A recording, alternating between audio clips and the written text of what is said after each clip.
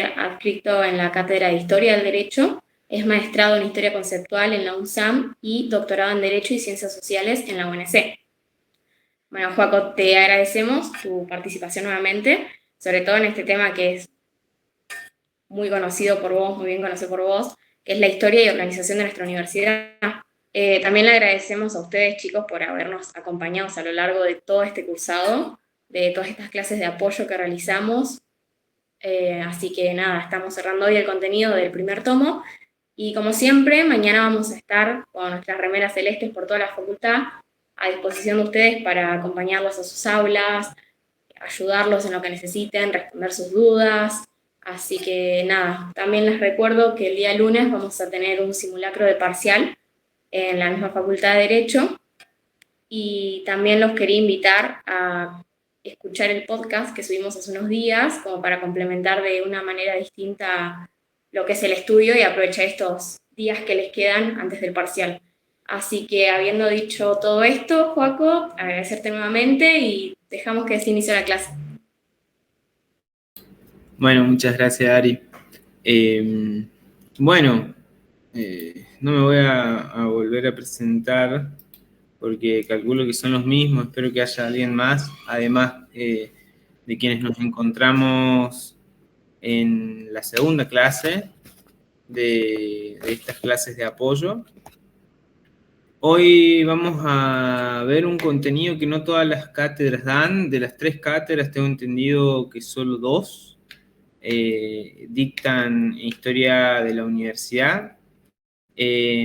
Así que lo que voy a tratar de hacer es darle un esquema para que, por supuesto, ustedes realicen la lectura de estos 3 textos en realidad,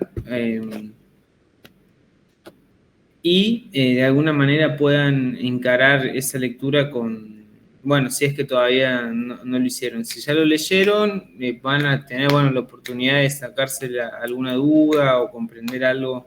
Espero que puedan comprender algo mejor. Y si no lo hicieron, creo, o yo me voy a concentrar en que se vayan con un esquema de lectura, sepan cuál es el núcleo del texto y de alguna manera pueda resultarles un poco más fácil. Bueno, voy a compartir el mismo PowerPoint que comparto desde que está este texto en...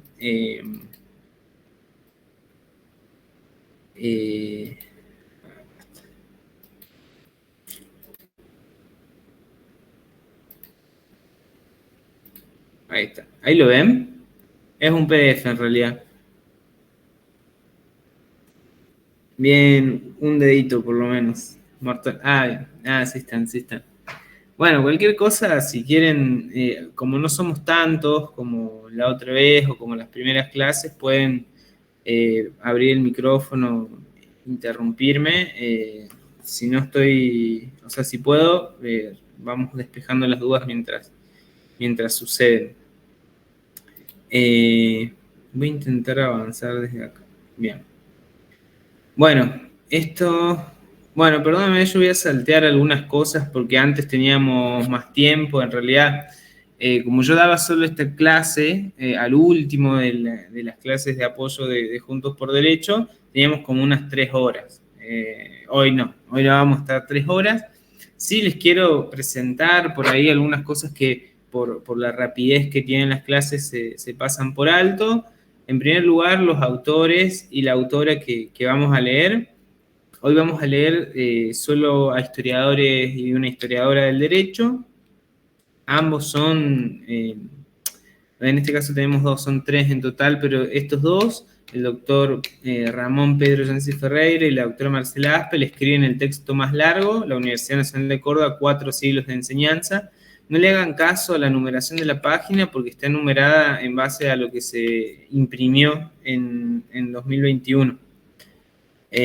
Así que no le presten atención a las páginas. Cualquier cosa, yo si hago alguna pequeña lectura del texto para llamarles la atención sobre algo, les voy a decir más o menos dónde está ubicado y ustedes así lo tienen en cuenta en el texto de este año.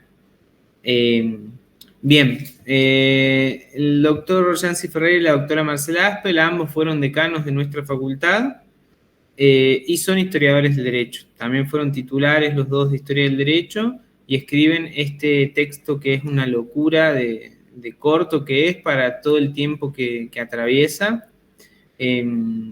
Lo que tiene de particular es que para mí, bajo mi punto de vista, e incluso hoy, es un texto complicado en el sentido de que se encuentran con expresiones, palabras e incluso conceptos que todavía, creo yo, es muy temprano para que aparezcan, ¿no? Como por primera vez ya en un texto de ingresantes, porque recuerden, o por si no lo saben, Historia del Derecho es una materia de 5º año de la facultad, así que ya como que se asume que hay una espalda sobre la cual apoyar el dictado de la materia. Pero bueno, tenemos este primer texto. El segundo texto es del doctor Esteban Llamosas, actual titular de Historia del Derecho. Se trata de un texto que va, de alguna manera, a tratar la misma periodicidad, o sea, el mismo tiempo histórico, en parte, una parte del mismo tiempo histórico que el texto de Yancy, pero con una perspectiva distinta. Lo que le va a interesar a Esteban Llamosas es de alguna manera demostrar cómo la Revolución de Mayo de 1810 no inaugura en la enseñanza, o sea, en los estudios, en los libros, en las bibliotecas de la Universidad de Córdoba, no inaugura un tiempo de plena modernidad. Por eso el subtítulo es tal vez lo más iluminador del texto de Llamosas, Rastros de una continuidad entre la expulsión de los jesuitas y el primer plan de estudios del periodo patrio. Va a encontrar, a pesar de un cambio muy radical, como fue la Revolución de Mayo, va a encontrar cosas que permanecen, a pesar de ciertos cambios, y va a demostrar que de alguna manera las ideas jurídicas tienen su propio tiempo, una propia temporalidad que va a ir más allá de los acontecimientos revolucionarios. Y por último, lo vamos a ver muy por arriba al final, porque en realidad es un texto que explica o desglosa, ni siquiera explica tanto, ¿no? Ya esto es opinión mía, es un texto, digamos, que podría evitarse, o sea, lo tienen que leer, pero a lo que voy es que se trata de una explicación que no añade mucho a la lectura del estatuto de la UNC tal cual está hoy vigente, ¿no? Como saben, o para quienes no saben, las universidades nacionales se rigen por estatutos. Los estatutos ordenan toda su vida política, administrativa, financiera, económica, etc. Y por supuesto sus órganos de gobierno, por eso se trata de la organización actual y órganos de gobierno en este texto, pero bueno, digamos, tranquilamente este texto puede ser no solo complementado, sino tal vez leer directamente los estatutos, porque de hecho están más completos el estatuto. Pero bueno, ese es solo un punto de vista mío, van a tener que leer todo. Bueno, acá yo les adelanté que me parecen algo complicados estos textos, los de historia de la UNC y de historia de las ideas jurídicas en la enseñanza, porque se trata de una historiografía, o sea, un tipo de historia, un tipo de ciencia histórica que es muy especial, muy específica, que es la historia del derecho. La historia del derecho es una disciplina o una subdisciplina a mitad de camino de la historia y a mitad de camino del derecho. Los historiadores del derecho para los historiadores son abogados y para los abogados son historiadores, así que encuentran por ahí a un lugar medio incómodo que le da un punto de vista distinto y cierta complejidad a estos textos, para mí, ¿no? Y tienen en común, creo que porque los tres son formados, digamos, más o menos en una misma corriente histórica, si se quiere. Por ejemplo, Esteban Llamosas es discípulo de Marcela Aspel, Se trata de un mismo tipo de historia del derecho, que es una historia de la cultura jurídica. Esto significa que se trata no tanto de los grandes acontecimientos políticos o de los grandes movimientos sociales o de los ciclos económicos, sino que se trata específicamente de un suelo subyacente, si se quiere, o la red de conceptos, la red de lenguaje, en este caso a través de la enseñanza universitaria y de los libros y de las bibliotecas de Córdoba durante ese periodo, que sostienen una determinada cultura jurídica. Bien, eso por un lado. No les quiero complicar la vida con esto, así que vamos a saltar. Esto es lo que se tienen que grabar a fuego. Esto es lo que interesa de la famosa historia de la UNC y es la periodización. Los periodos que atraviesa se va a solapar con otros periodos que podemos tener de la historia nacional o de la historia mundial, si es que eso existe, pero lo que nos interesa es sostener esta periodización, por más que en algún punto, por ejemplo, el periodo provincial o nacional coincida con la historia política de la Argentina, si se quiere. Esto ni se preocupen en escribirlo, como siempre que uno está tomando apuntes, tiende a querer anotar todo. Esto no lo escriban, este PDF creo que ya está colgado en nuestra página. Después les pueden pedir a los chicos que se lo acerquen directamente, pero también lo pueden descargar en la página, así no lo escriben ahora. Vamos a entrar de lleno al texto, al primero. Unas palabras antes solamente sobre esta periodización. Son 5 etapas o periodos, y la división, lo más importante es entender que lo que atiende la división como criterio de delimitación, si se quiere, es el gobierno político de la universidad. O sea, se va a ordenar, estos 5 periodos van a responder a la pregunta de quién gobernaba la universidad, quién decidía los destinos de la universidad, quién la financiaba, quién tenía a cargo la universidad. Y así van a estar los jesuitas o la Compañía de Jesús, se me había ido el nombre de la congregación, los franciscanos, por la Orden de San Francisco de Asís. El periodo secular va, digamos, la palabra secular es utilizada para nombrar a los miembros de la iglesia, curas, por ejemplo, que no forman parte de un clero regular. En este sentido son conceptos contrarios. Por un lado secular y por el otro lado regular. El clero regular es el de las órdenes o de las congregaciones, también se le dice. Así, por ejemplo, los jesuitas y los franciscanos son parte del clero regular porque están ordenados en congregaciones.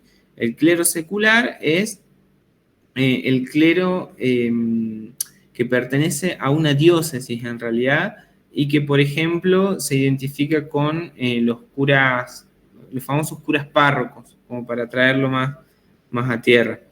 Son formas de ordenarse distintas.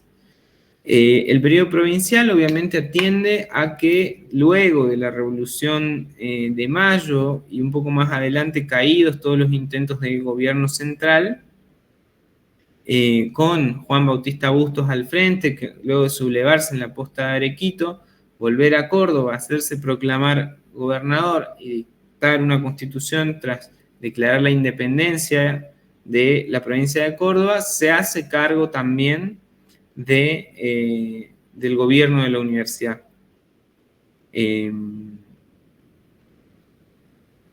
Sí, cómo no. Clero secular y clero regular son conceptos opuestos, o por lo menos, digamos, me parece que es más fácil entenderlos así. Como saben, voy a usar el ejemplo de los varones curas, ¿no? Porque no estoy del todo seguro que las mujeres ordenadas monjas se ordenen de la misma manera. Los curas, cuando se ordenan, pueden ordenarse dentro de una congregación o de una orden, como franciscanos o como jesuitas, por ejemplo, o pueden ordenarse dentro de una diócesis y pertenecen, por ejemplo, a la diócesis de Córdoba. Es un tipo de ordenación distinta. No van a responder, generalmente las congregaciones son por lo menos transnacionales, por no decir mundiales, ¿no? Responden a una jerarquía distinta que a la de, por ejemplo, los obispados o los arzobispados locales. Clero regular, entonces, es el de las órdenes o congregaciones. Clero secular es el clero local. El que no está ordenado, el que no pertenece a ninguna orden, que no es jesuita, que no es franciscano, sino que pertenece a una diócesis local. En este caso, y para el periodo que acá nos interesa, el de Córdoba del Tucumán, la diócesis de Córdoba del Tucumán. ¿Se entendió? Espero que sí. Bien, mortal. Comenzamos con el texto. Claro, todos son sacerdotes. Digamos, lo que los diferencia entre sí es que van a responder a autoridades distintas, ¿no? El clero regular va a responder a las autoridades de su diócesis, de su congregación o de su orden, y el clero secular va a responder a las autoridades diocesanas, locales. Así, por ejemplo, el obispo de la catedral. Bien. Arrancamos... No, de nada. Arrancamos con el texto de Aspel y Yancy. Yo les pongo acá que lo que vamos a hacer es una lectura monumental o acontecimental, porque es de acontecimiento. Lo primero que voy a hacer es, el primer apartado del texto, trata de introducirlo, es el más difícil, si no les han, digamos, si nunca antes han escuchado latinismos o cuestiones romanas, o no, por ahí no saben mucho o nada de historia de Roma, puede hacer ruido. Es lo que me pasó a mí cuando me encontré con este texto hace años. Así que ahí yo le voy a poner un poquito más de ficha. Lo que sigue después del apartado y en adelante se trata más de una especie de cronología. Se ordena cronológicamente distintos, o sea, desde algunos acontecimientos que se tienen por nacimiento de nuestra universidad y después algunos hitos más relevantes. En ese sentido, la historia que proponen Aspel y Yancy es bastante clásica o tradicional y al mismo tiempo es muy densa, muy documentada, tiene mucha fuente.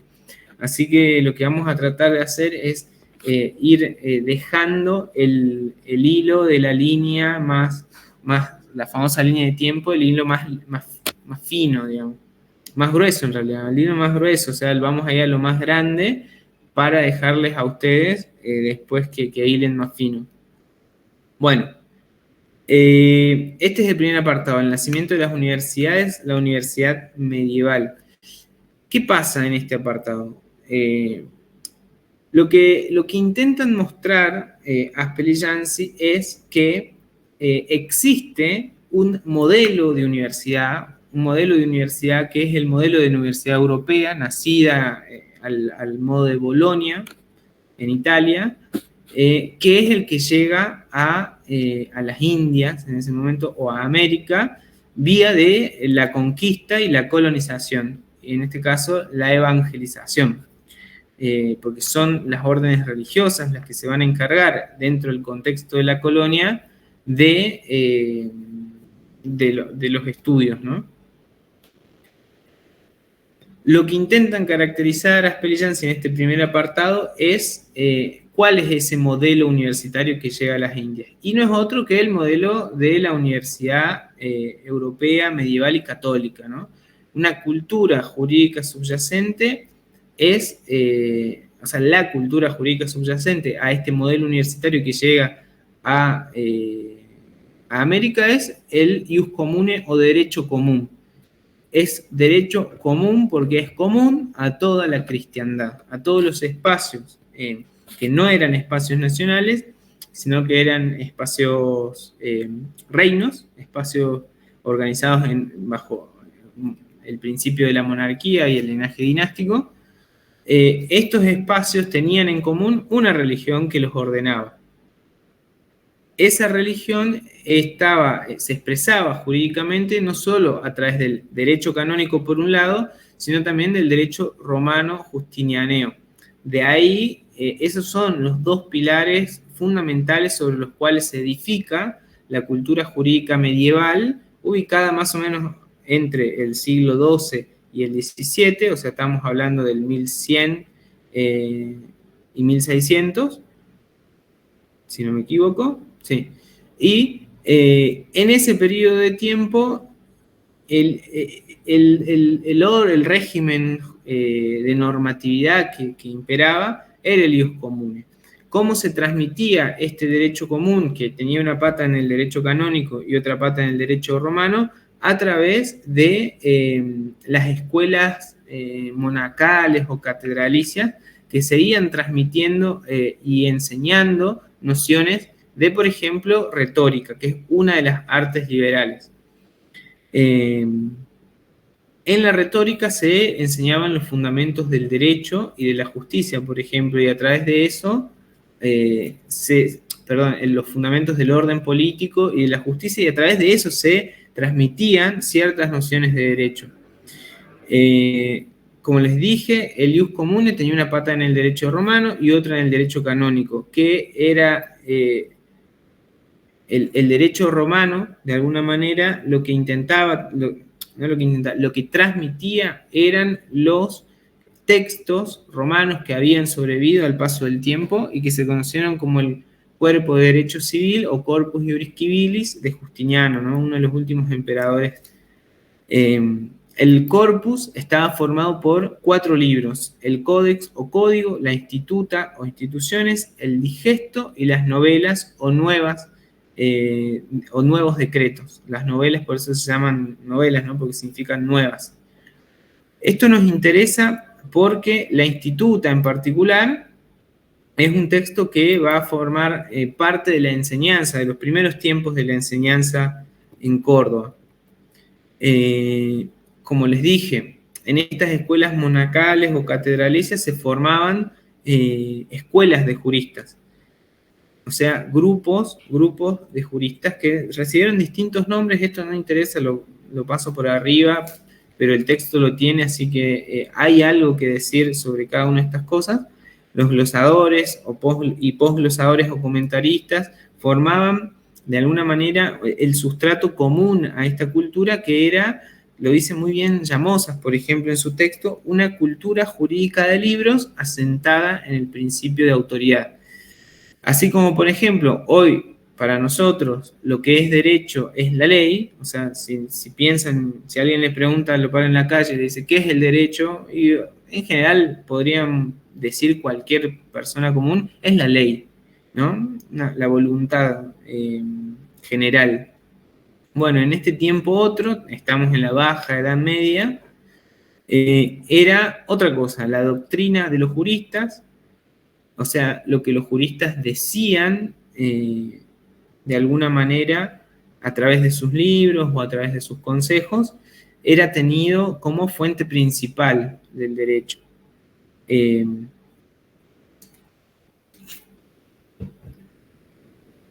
Bien, ¿cómo llegamos a los caracteres? Vamos a esto, a los caracteres fundamentales del modelo universitario que llega a las Américas.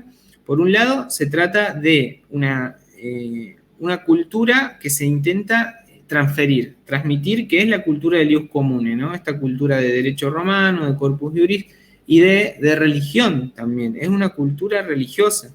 No olviden que lo común en el derecho común es la cristiandad.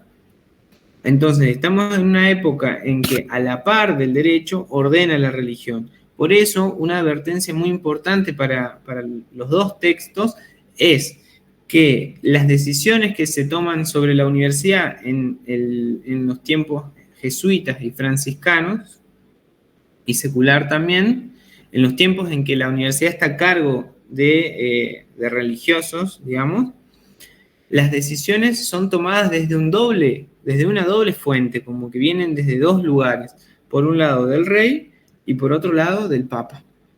Por eso van a encontrar que Gregorio XVI, por ejemplo, ¿no? Emite una decretal y por esa decretal se comienzan a otorgar los grados de bachiller, por ejemplo, en la Universidad de Córdoba. Pero en el texto más adelante aparece que es una real cédula de Carlos III la que hace lo mismo, la que le otorga a la universidad la facultad de otorgar grados de bachiller. Y van a decir al final, ¿quién es? ¿El Papa o el Rey? Son los dos, ¿no? Son los dos. Eso es muy importante tenerlo en cuenta para no confundirse y no perderse en este texto, que las decisiones en tiempos religiosos emanan de dos fuentes distintas, vienen desde dos lugares. Yo siempre hago un poco hincapié, a ver qué dice acá Lorena. En la cátedra C, el profe Barrionuevo va a tomar Universidad Nacional, el desarrollo histórico de la UNC. ¿Lo vas a explicar también? Es lo que estamos hablando, es esto. Solo que ya vamos a llegar a la Universidad Nacional. De hecho, el periodo nacional es el último periodo de toda esta historia. Juan, lo último que dijiste, bueno, sí, no me acuerdo bien qué era, pero en lo que estaba era en advertirles que es muy importante que a la hora de encarar el texto tengan en cuenta que las decisiones que se toman sobre la universidad en tiempo jesuita, franciscano y secular emanan de dos fuentes distintas, del rey y del papa. Así, por ejemplo, de una decretal del papa o de una real cédula del rey se va a tomar una misma decisión. Y por eso van a ver que el papa emite la decretal que después es refrendada por el rey y se trata siempre del mismo asunto, porque es una característica de la época, digamos, del contexto, que la decisión es tomada por ambos polos, ambos centros de poder, si se quiere. Bien, en la nota 1, en la primera nota al pie de página del texto, hay una pequeña historia del concepto de universidad, que se los dejo a ustedes, márquenla por ahí, porque es muy interesante saber que con la misma palabra no queríamos decir lo mismo. Y esto es muy importante para cualquier tipo de historia, saber que los significados de las palabras cambian con el tiempo y a veces permanece la misma palabra, pero ya no significa la misma cosa, ¿no? Ese cambio es también un cambio histórico. Por eso es muy importante saber que la universidad no significa como para la Baja Edad Media, como indica muy bien ahí al pie Aspel y Yancey, la universalidad de la enseñanza, sino un simple agrupamiento de profesores y alumnos. Un agrupamiento espontáneo. Quienes querían aprender se buscaban un profesor y le pagaban, y eso era denominado universidad, y sobre esa base de lugares que se van haciendo populares, como Bolonia, Toulouse, en Francia, Alcalá de Henares o Salamanca, van a nacer la universidad más institucionalizada, pero solo con posterioridad. Bien, comenzamos con el primer periodo, el jesuita.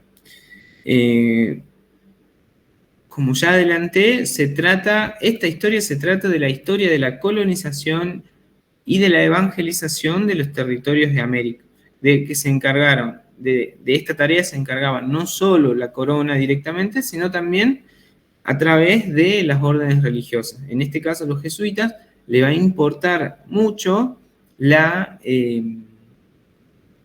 evangelización a través de la enseñanza o de la educación, ¿no? En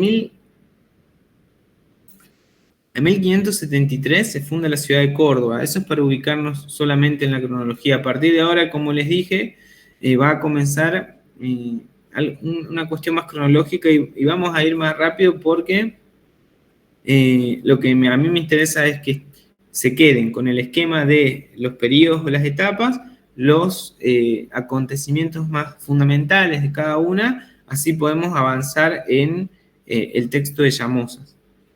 Que por ahí me parece que necesita un poco más de ayuda, necesitan un poco más de ayuda para eso. Bien, en 1599 se establece la Compañía de Jesús. Le pongo compañía porque es la Compañía de Jesús es el nombre que recibía la orden jesuita, ¿no? De San Ignacio de Loyola, el de acá, el de la imagen es San Ignacio de Loyola, y acá son, jesuitas con su tradicional forma de vestir. Perdón. Bien. Entre 1601 y 1607, en este caso el texto deja abierta esa posibilidad, no establece una probablemente porque, ¿qué página? No sé, como les dije al principio, yo me manejo con los, o sea, es el mismo texto, pero la compaginación, si se quiere, no puede no ser la misma que la de este año. Más o menos en el que tengo yo es la página 11. A partir de la 11, es el segundo apartado del primer texto del tomo. Bien, se funda la provincia jesuítica del Paraguay. Estamos, por supuesto, no una provincia tal como la conocemos hoy, sino una provincia como una delimitación territorial, en este caso eclesiástica, jesuítica, ¿no? Los jesuitas dividían el territorio, el espacio se divide políticamente para organizarse. En este caso los jesuitas lo dividían también en provincias, y la del Paraguay comprendía el territorio que actualmente es Córdoba, por eso nos interesa, ¿no? El primer provincial es el padre Diego de Torres. Con él se establece el Colegio Máximo, que es el primer antecedente, si se quiere, de estudios que luego después se van a convertir en la Universidad de Córdoba. Este Colegio Máximo comienza a tener problemas económicos. En la página 12. Bueno, gracias. Sí, si tienen la edición de este año, ahí la compañera Jime dice que es la página 12. Bien, este Colegio Máximo tiene dificultades y entonces se analiza la posibilidad de mover el colegio a Santiago de Chile.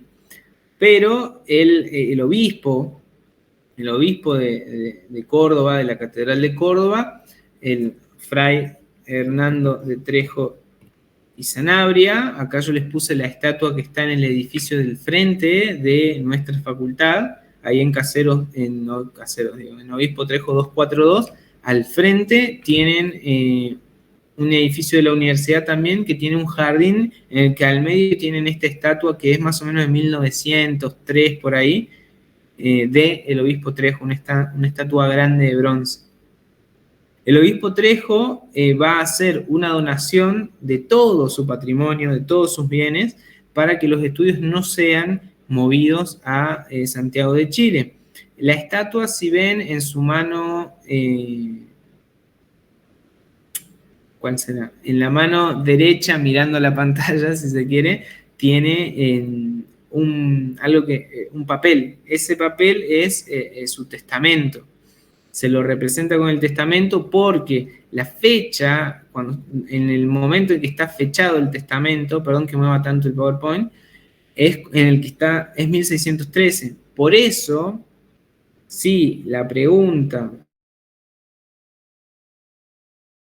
por eso se celebraron, se celebró el bicentenario de la UNC, no, los 400 años de la UNC, entre 2013 y bueno, por ahí por 3 años. No, de 2010 a 2013, si no me equivoco. Yo entré en 2013 a la facultad y se celebró ese año una fiesta grande por los 400 años de la UNC.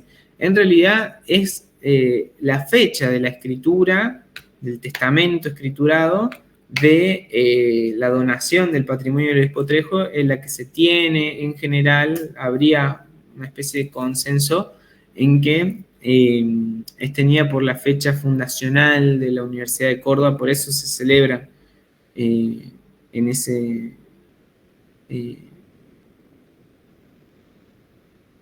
No, no, de hecho, Agostina pregunta si es importante saber el motivo o los motivos de los problemas económicos. El texto algo deja traslucir, pero ni siquiera el texto se detiene en eso. Habla de un problema de los encomenderos, con el que no me voy a meter porque si no estamos hasta mañana. No, no interesa. Si les tengo que ser 100% sincero, son estos acontecimientos o los hechos más crudos los que los van a evaluar. ¿Por qué? Porque el problema de IECA es que evalúa a través de múltiple opción. Entonces, si vos tenés que dar razones de los problemas económicos, no podés hacer un múltiple opción. No es un examen a desarrollar. Eso tiene sus ventajas y sus desventajas. En este caso, dice la experiencia de todos los años que tenemos en los ingresos que lo que más se evalúa es hecho crudo. Nombres, fechas, no la comprensión de un proceso por sus motivos y por etcétera. Así que no es importante, bajo mi punto de vista. Pero ¿qué pasa? Ustedes tienen que estudiar todo, ¿no? El día de mañana, si llega a preguntarle justo eso, los motivos de los problemas económicos de los jesuitas, y ustedes se van a acordar de mí, me van a reputear, yo no voy a tener nada que ver, ustedes tienen que estudiar todo.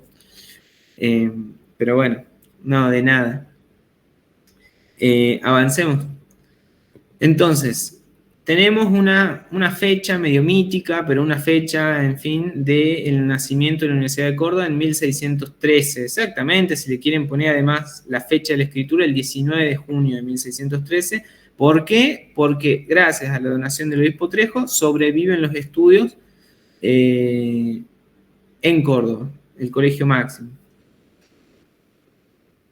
Acá está lo que yo les decía antes, cómo en este periodo los dos centros de poder que tomaban decisiones políticas sobre los estudios universitarios eran, por un lado, el Papa y por otro lado, el Rey. El otorgamiento de grados académicos, o sea, la posibilidad de otorgar lo que hoy conocemos como títulos, vamos a ponerlo ahí entre comillas, emana de esas dos fuentes. Un breve pontificio de Gregorio XV, que es refrendado por Felipe IV el rey y ratificado por Urbano VII el Papa. Es básicamente, y espero que no quede grabado esto, es una medida de pija, ¿no? Entre el Papa y el rey. Tengo que dejar de decir esas cosas.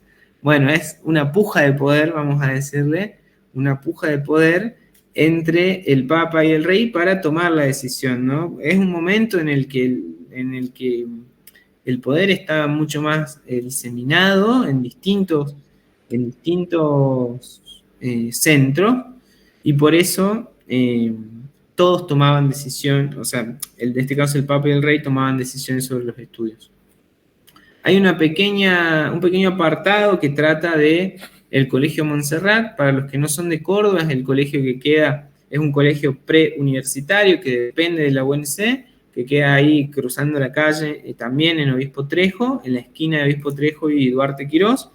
Bueno, hay una buena ayuda a memoria es la calle Duarte Quirós, lleva ese nombre justamente por este cura, el presbítero Ignacio Duarte Quirós, que también realizó una donación en 1687 para que el Colegio Montserrat comience a dictar sus clases.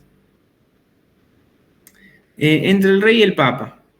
Es el problema de la Edad Media, del antiguo régimen, ¿no? ¿Quién manda? ¿El papa, porque todos son cristianos, o el rey, porque todos dependen de su reino, son sus vasallos? Y en este caso, en los estudios universitarios, para la época de antiguo régimen o medieval, los más grandes. Claro, tengan en cuenta eso. Lo que yo quise darles es una herramienta para que se acuerden que las decisiones, en este caso el otorgamiento de grados académicos, son tomadas a través de normas, si se quiere, que vienen del Papa y del Rey. Eso era lo único que les quería decir. El Colegio Montserrat va a abrir sus puertas en 1695 y una real cédula de Felipe V va a aprobar su fundación unos años después, en 1716. Aquí les puse, lleva ese nombre, Montserrat, por una advocación de la Virgen, que, si no me equivoco, está en la localidad de Montserrat, en España, y que es esta que les pongo acá, una Virgen negra, que me llamó la atención eso. Bien.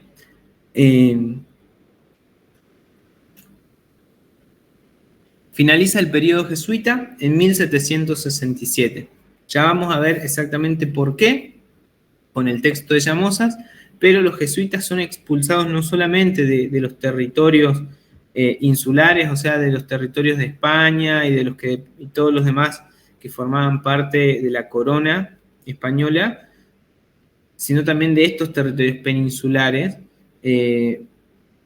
América, digamos, las Indias. Expulsan a los jesuitas de todos los territorios de la corona y en Córdoba, en lo que era el Colegio Máximo primero y la universidad después, los franciscanos se van a hacer cargo de los estudios universitarios. Nace así la Universidad Real. Entonces ya tenemos el primer corte de nuestra periodización, nuestra línea de tiempo, nuestra cronología. Comenzamos, vamos a hacerla a partir, perdón que vuelva para arriba, al cuadrito, siempre vuelvan a de 1610 a 1767. 1610 por la fundación del Colegio Máximo, 1767 por la expulsión de los jesuitas, cambia la administración y se hacen cargo los franciscanos hasta 1807. La universidad va a recibir entonces el nombre o denominación de Universidad Real. Yo le agrego de Córdoba entre paréntesis para no olvidarnos de que estamos hablando de Córdoba, pero en realidad es Universidad Real. Perdón, me pasé. Bien, entra en juego un personaje fundamental, el gobernador Marqués de Sobremonte, que hace gestiones en Buenos Aires para que en esta Universidad Real se comience a dictar la Instituta. La Instituta, como vimos antes, era uno de los 4 libros que formaba parte del Corpus Juris Civilis. Lo que quería el Marqués, influido, dice el texto, por el siglo de las luces, o sea, por el iluminismo de la época, era que se comience a enseñar derecho romano en estudios universitarios que hasta ese momento solo tenían una facultad menor que funcionaba como un bachillerato previo, digamos, de estudios generales, y 2 facultades mayores, una de teología y otra de arte. De teología y de jurisprudencia. Van a ser después la facultad de jurisprudencia.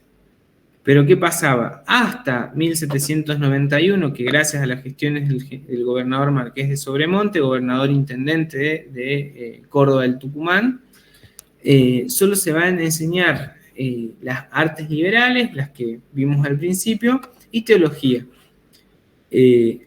Los estudios propiamente jurídicos van a comenzar con autoereccional del virrey Nicolás de Loreto, o sea, va a ser el virrey, la autoridad virreinal, en este caso real, la que va a permitir que se dicte Instituta. Nace así la cátedra Instituta y va a estar a cargo de un personaje muy importante para nuestra historia, que es Victorino Rodríguez. Acá les dejé una imagen por si no sabían cómo se visten, no cómo se visten usualmente los franciscanos, lo hacen así hasta el día de hoy, tengo entendido. Y es designado Victorino Rodríguez a cargo de la cátedra Instituta. Una aclaración para los que vienen siguiendo al pie el texto, me salteé la pequeña biografía que hay de el obispo Trejo, también la parte esta de la discusión de los encomenderos y de los derechos, vamos a decirle, de los indios. Sepan que lo que yo me salto es porque la experiencia de estos años nos dicen que son cosas que no se evalúan tanto, ¿no? Eso espero que vaya quedando claro. Después tenemos, ya con la cátedra de Instituta, una ampliación de las cátedras dentro de la misma facultad de jurisprudencia, que es en 1793 la creación de la cátedra de jurisprudencia civil. Por un lado, civil remite a romano, se comenzó a enseñar derecho romano, y de jurisprudencia canónica.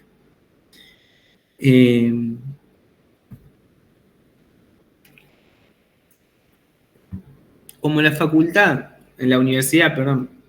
universidad había cambiado de administración, los grados que se otorgaban con anterioridad, como que perdían.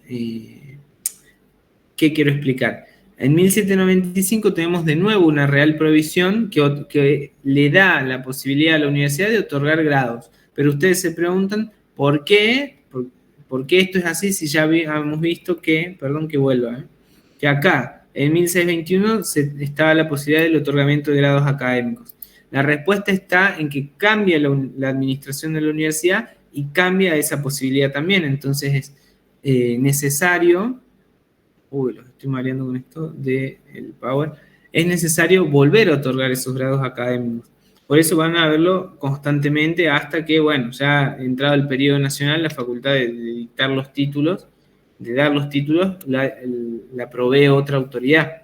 Pero para que no caigan en confusión, ¿por qué volvemos a hablar del otorgamiento de grados? Y porque cambió la administración de los estudios. Estamos en el periodo franciscano. El texto acá da una interpretación que es muy importante.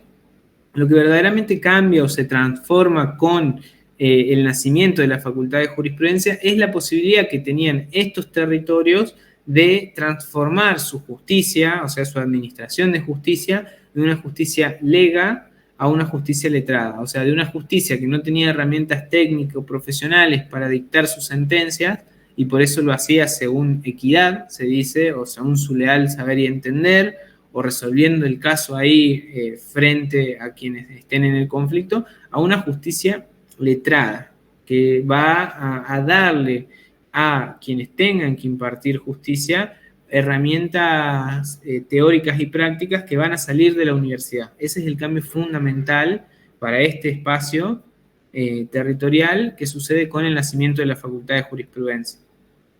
Acá les puse, esta es una imagen que yo saco de una tapa de un libro que se llama Historia y Justicia, de un historiador que se llama Darío Barriera, porque lo que vamos a tratar de reforzar, por lo menos para el periodo prerevolucionario, pero también para el revolucionario, no solo con el texto de Aspel y Yance, sino con el de Llamosas, es que la ordenación de los problemas, de los conflictos, de la vida social, política y cultural, no era solamente la normatividad, sino también, y sobre todo, la religión.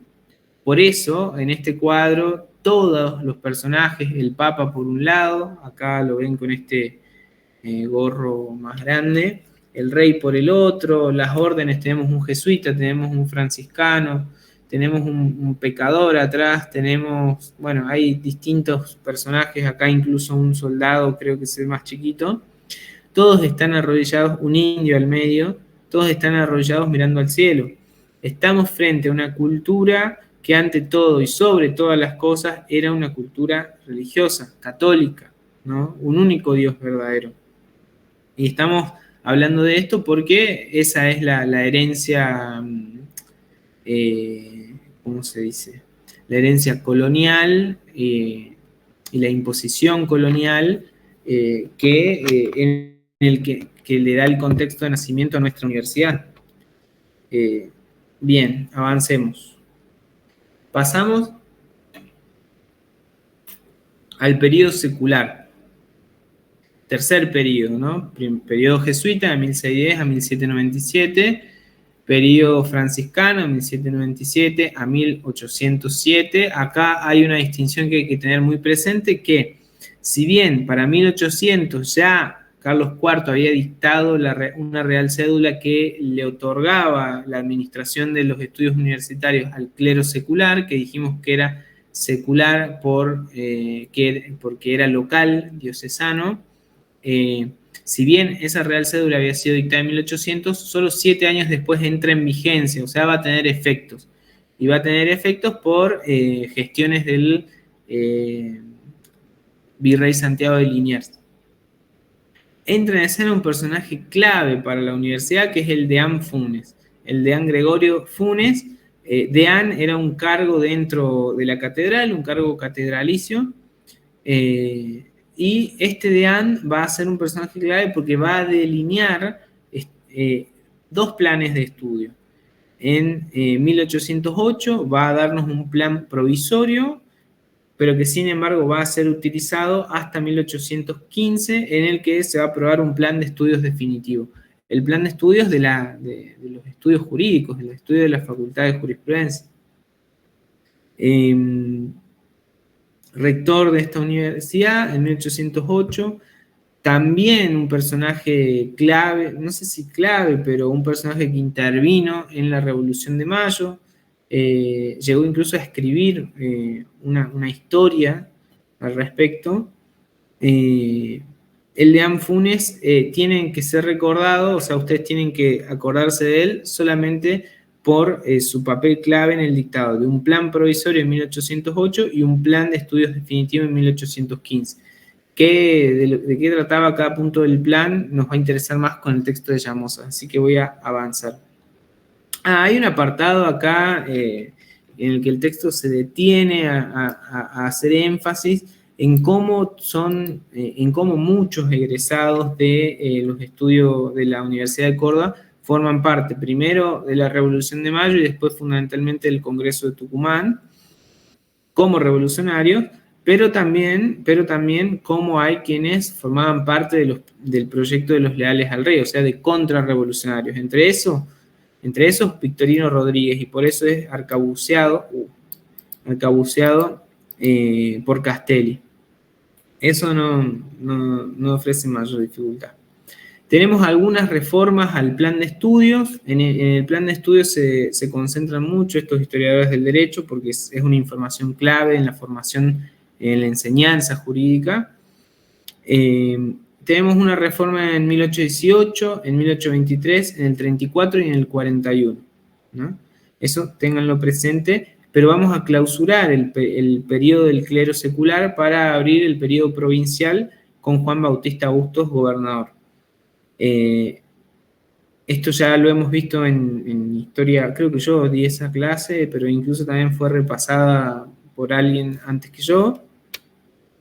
Así que no voy a detenerme en Bustos, sí vamos a decir que cuando cae el gobierno central, las provincias reasumen su soberanía, dictan sus constituciones, y entre esas, justo en Córdoba, Juan Bautista Bustos se hace cargo de los estudios universitarios. Tenemos una reforma, el plan de estudios de Gregorio Baigorri, en 1823. Acá tenemos una estatua, siempre pongo la misma estatua de Juan Bautista Bustos, que está frente al Panal, la Casa de Gobierno de Córdoba. Una parte del texto en el que, Aspel se hacen énfasis en que muchos estudiantes fueron congresales. Hubo 17 congresales del Congreso de Tucumán que en 1816 declara la independencia, que se formaron en las aulas de Córdoba, y así llegan a hablar de Dalmacio Vélez Arfiel, un personaje clave para el derecho civil y comercial argentino, ya propiamente argentino.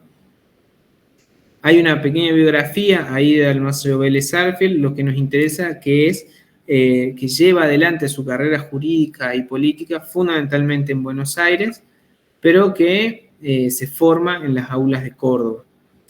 Es autor de la primera codificación nacional, civil y comercial, como muy bien lo explica el texto. Acá tenemos un retrato, creo que conseguí ahí. Avanzamos rápidamente al último y actual periodo de la universidad, que es la nacionalización. Acá hay un juego que hay que tener muy presente. Incluso acá no es exacto que sea un decreto de Urquiza, en que en 1854 haya nacionalizado la Universidad de Córdoba, sino que en 1854, cuando Urquiza era presidente, Del Carril, que era su vice, estando en ejercicio de la presidencia, probablemente por una ausencia de Urquiza, la verdad que no lo sé, pero es José María del Carril el que va en ejercicio de la presidencia a dictar este decreto que nacionaliza la Universidad de Córdoba, que 2 años después es refrendado, confirmado por el Congreso, o sea, por ley. Sí, esto es importante porque si la pregunta dice, en el examen es ¿De qué año es el decreto que nacionaliza los estudios universitarios? 1854. Pero si la pregunta es ¿de qué año es la ley que nacionaliza los estudios universitarios? De 1856. Ese juego es muy importante. Y llegamos a la famosa reforma de 1918. Antes de la reforma del 18, Aspel y Yancey presentan en un apartado lo que ellos llaman las vísperas de la reforma. Una suerte de antecedentes, o en realidad no antecedentes, sino un contexto global más general en el que quieren ubicar a la reforma del 18, que es el de la Revolución Mexicana, Rusa y de la Primera Guerra Mundial. No nos interesa eso ahora, vamos a detenernos más en la reforma del 18. Bueno, la reforma del 18 no hace falta definirla, ¿no? Decir es esto o fue tal cosa. Fue muchas cosas y además Aspel y Yancey hace mucho hincapié en que se generó mucha literatura y un gran mito en Córdoba alrededor de la reforma. La crónica está ahí muy, muy clara en el texto y tiene que ver con demandas que tenían los estudiantes, primero de medicina, porque les cerraron el internado, después lo de ingeniería y bueno, se suman los estudiantes de abogacía, porque para ese momento había solo 3 facultades. Entonces eran todos los universitarios levantados en contra de las autoridades de ese momento. Lo que nos interesa de la reforma son sus principios o postulados. ¿Qué es lo que querían los reformistas, que no eran revolucionarios, eran reformistas? Eran estos postulados. Esto es lo que le van a preguntar a ustedes bueno, entre otras cosas, ¿no? Pero sí o sí se preguntan los postulados de la reforma del 18, porque de alguna manera funcionan como utopías o como Aspel y Yancey dicen como la calzada de la vereda por la cual debe transitar los estudios universitarios o la universidad. ¿Por qué? Porque se trata de principios que se tienen que perseguir, no de realidades efectivas necesariamente. La autonomía universitaria, por ejemplo, o sea, la posibilidad que tienen las universidades nacionales de darse sus propias reglas. Autonomía viene de auto y nomos, propia ley o propia norma, de dictarse sus propias reglas sin que, por ejemplo, y acá tenemos el contraste de la historia, para eso hacemos esta historia de la universidad, sin que haya un rey o sin que haya una orden o sin que sea el gobernador solamente o incluso el presidente el que decida los destinos de la universidad. Las universidades hoy por hoy son autónomas, o sea, gobierne quien gobierne, toman sus propias decisiones, excepto, bueno, sí, el giro de las partidas presupuestarias. Ese es todo un tema. O sea, no funcionan sin la plata que le gira el gobierno nacional hoy por hoy, pero sí toman todas las decisiones que las afectan por sí mismas y a través de sus órganos. De ahí el cogobierno y la elección de sus propias autoridades, el segundo postulado. El cogobierno es la posibilidad, en realidad hoy ya la realidad, de que todos los que participamos de la comunidad académica de una universidad, o sea, los 4 claustros, estudiantes, docentes, no docentes y graduados, tengamos representación en los gobiernos, por eso es cogobierno. Y hoy es así, todos los claustros tenemos representación en los órganos de gobierno de la UNC. Docencia por concurso y periodicidad de las cátedras. Esto es lo que les decía que son los postulados de la reforma, a veces no dejan de ser solo eso, ¿no? Postulados y no realidades, porque en la mayoría de nuestras facultades no todos los docentes acceden al cargo por concurso y las cátedras no giran con la periodicidad que deberían, pero sigue siendo un postulado de la reforma del 18. Docencia libre o libertad de cátedra, o sea, la posibilidad de que ningún gobierno diga qué se tiene que dictar en cada una de las universidades, sino que sea las cátedras o los docentes individualmente los que deciden qué decir, valga la redundancia, no es redundante, los que deciden qué decir frente al curso. No hay nadie que les imponga un contenido específico y eso es muy valioso dentro de nuestra universidad. Asistencia libre no obligatoria. Bueno, por ejemplo, los estudiantes de ingeniería en 1918 se habían levantado porque los estaban obligando a ir a todas las clases. O sea, se ve que en ese momento antes no tomaban asistencia. Hoy la asistencia es libre, por supuesto. Nadie los va a sacar de su casa para que vayan a la universidad. Pero sin embargo, sí es obligatoria para poder regularizar y aprobar las materias. O sea, no hay un sistema de asistencia totalmente libre hoy por hoy. Gratuidad universitaria, plenamente vigente, y esta es, digamos, capaz la dinámica histórica que adquieren los postulados.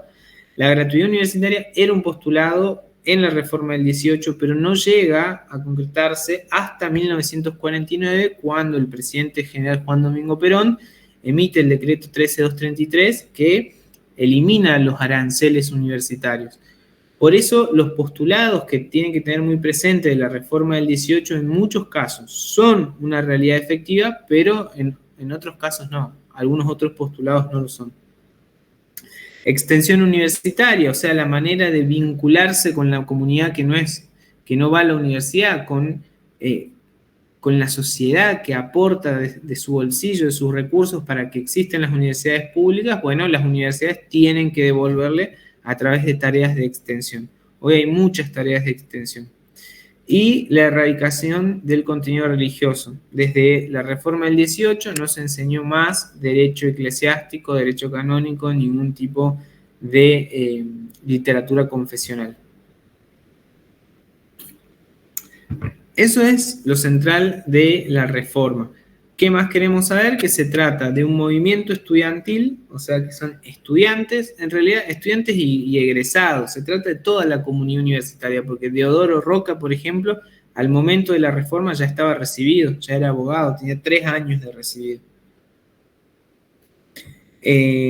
Pero se trata de llevar, o sea, poner en acto estos postulados y de alguna manera, bueno, no me voy a meter con la crónica porque, de nuevo, es muy minucioso el relato en el texto de Aspel y Yancey, y la verdad que ahora no viene muy al caso. Sepan que se comienzan a levantar los estudiantes de medicina, después los de ingeniería y se suman los de derecho, se elige rector, bueno, hay todo ahí una hecatombe que no tenemos tiempo ahora, sinceramente. Y que tampoco hace al centro de la cuestión, ¿no? Nos interesa, acuérdense, los postulados de la reforma.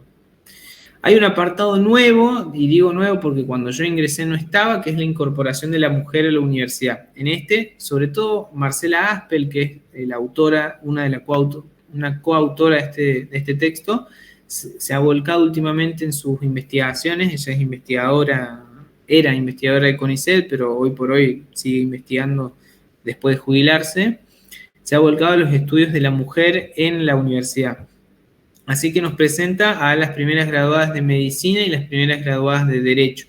Y tengan muy presente esto, graduadas de derecho, no de abogacía, porque hay un apartado específico para las graduadas de derecho. Y digo que tengan en cuenta que de distinguir entre la primer graduada de abogacía y la primer graduada de notariado, o sea, la carrera de escribano, porque ya entonces se enseñaban las dos carreras.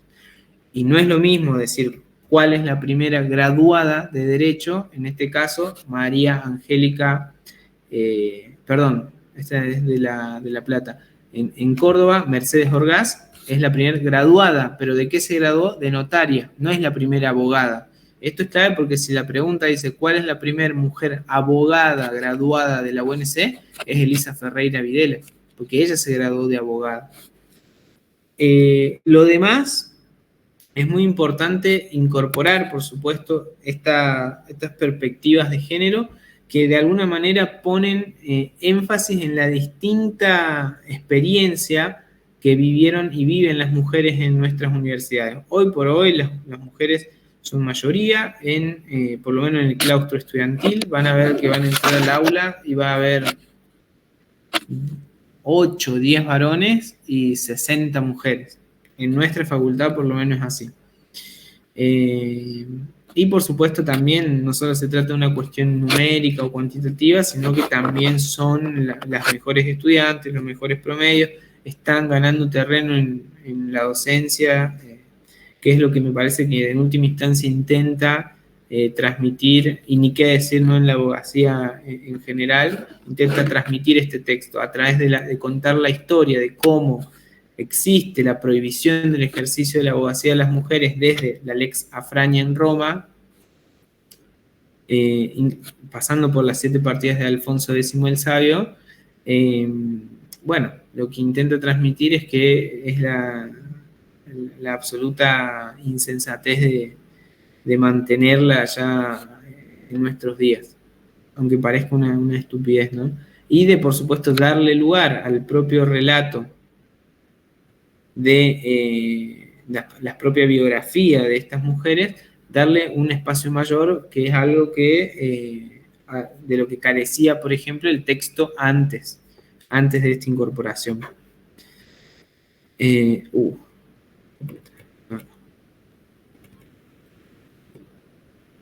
Bien, hay una pregunta. ¿La universidad después de la reforma hay preguntas parciales? Sí, es lo que voy a decir ahora, si ya terminamos esta parte. ¿Qué nos importa de ahí? El nacimiento que hace los ordené de cada una de las 15 facultades que existen hasta hoy. Tienen también la creación del segundo colegio preuniversitario. Hoy hay 2 colegios preuniversitarios y 15 facultades. Ahí las tienen ordenadas a todas. Y lo más importante es, por supuesto, como ya les dije, miren, no sabía bien el número, decreto 29337 del general Perón, que suprime los aranceles. Perdón, que estoy haciendo mensajitos.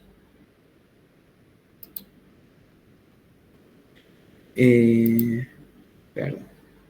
¿Dónde estoy? Okay. A ver. De este apartado es importante de nuevo los acontecimientos fundamentales. La supresión de aranceles, o sea, el día en que comienza, un día de noviembre, que comienza efectivamente la Universidad Nacional a ser gratis para todos, es importante, es motivo de examen. La noche de los bastones largos y el cordobazo son básicamente, ahí tienen un relato. Lo que quiere transmitir el texto es que nuestras universidades siempre formaron parte de todos los conflictos sociales y políticos y no pueden ser ajenas a la vida política de nuestro país.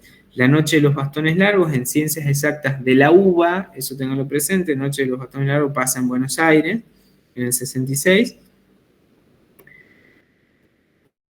Yo resalté mucho el tema de las movilizaciones del Cordobazo. Perfecto, sí, por supuesto. O sea, una cosa es lo que van a ser evaluados, otra cosa es lo que más les gusta del texto. A mí también esta parte me parece, de hecho, que el periodo nacional está en 2, 3 hojitas y no está tenido muy en cuenta, como si tienen en cuenta todo el periodo medieval, que bueno, que la distancia hace que a veces interese menos, que parezca más aburrido que la historia más reciente, si se quiere. O por lo menos yo lo veo así. Me gustaría que el texto sea un poco más equilibrado en tener en cuenta el siglo XX, por ejemplo, y menos, qué sé yo, menos el antiguo régimen.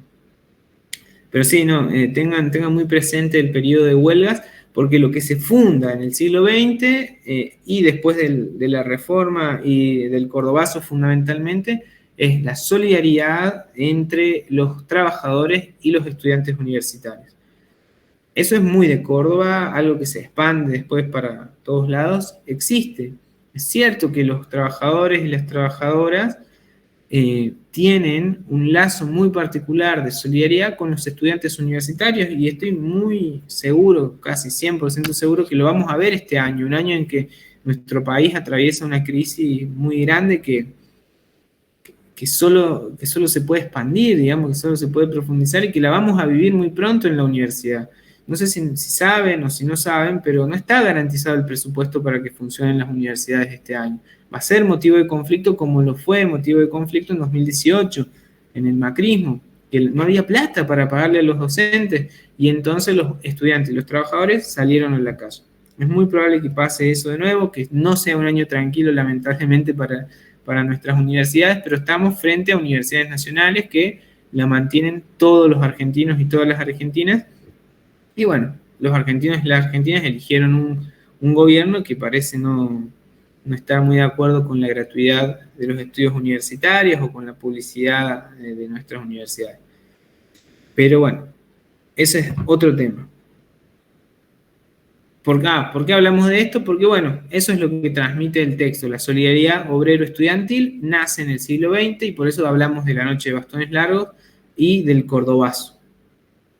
La última parte del texto habla de lo que pasó los últimos años, ya de 2015 para acá, de la reforma de los estatutos, de la creación de las facultades de ciencias sociales y de la ciencia de la comunicación, y de la elección directa de autoridades unipersonales de la UNC. ¿Cuáles son esas autoridades? Ya vamos a ver al final cuando repasemos muy rápidamente el estatuto. Pero ahora yo les propongo que me dejen hacer una pequeña pausa de 2 minutos y seguimos con el texto de Llamosas.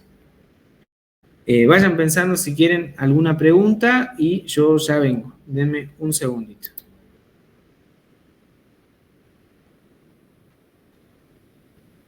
¿Cómo hago esto?